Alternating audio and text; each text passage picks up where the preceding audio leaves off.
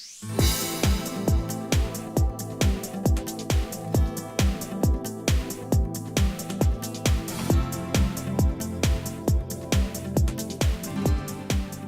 holds women back? What do you see as the opportunities? And how has it changed over time?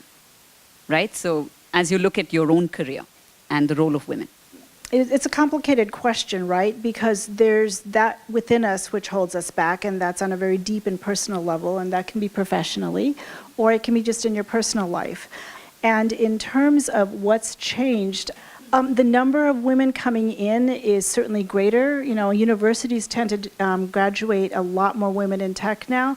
But what we have to do is get women to a position of leadership and consistently, right? Leadership and responsibility. What's really holding us back there, I think, is ignorance, where people who are in a position to hire, in a position to promote, don't think about the true talent of each individual within the organization without thinking about the genetic makeup of the person. If you put the genetics aside, if you just have a neutral resume without any reference to gender or race or anything else, and you just evaluate the person based on qualifications, you would actually be able to exploit your full talent pool. Have you noticed any difference between, being in the US and here in Asia in the way that people, employ women or look at interviewing process as well? I hear a lot more stories here from young women about being asked whether they plan to have children, and that's illegal in the US.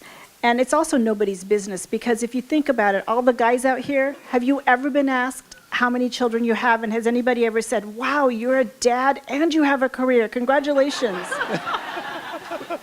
So that's one difference, is just the general assumption that if you have a family, that you can't also have a successful career.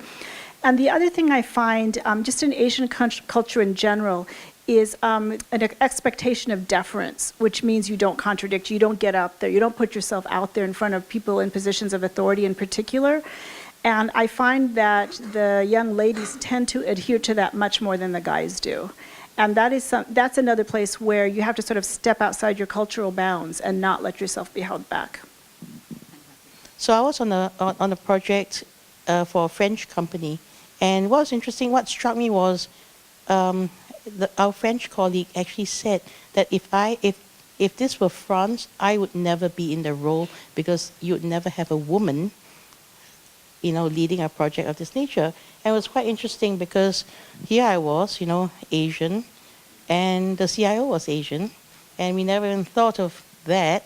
But, our French colleague sort of actually amplified that view, and it was quite interesting. And actually, I think Asia is a very positive environment for women to work in on the whole. And I think one of the things that helps in that, actually, partly Asian culture, where people tend to sort of live with their families, so you've got people who can do childcare for you, but also domestic helpers, which means that of a partnership, you can really have two careers. And so a lot of my friends in the UK will tell me, partnerships in the UK with kids, one has a career, one has a job. And the person who has a job maybe goes in early so they can finish early, so they pick up the kids, etc., and they take time off in lieu, and they do all those kind of things. In other words, it's a job. Throughout my time in Asia, I found that myself and my husband both have full-on careers, and I see many partnerships like that where both people have full-on careers. And I think Asia is very good for that because of the way that it's set up.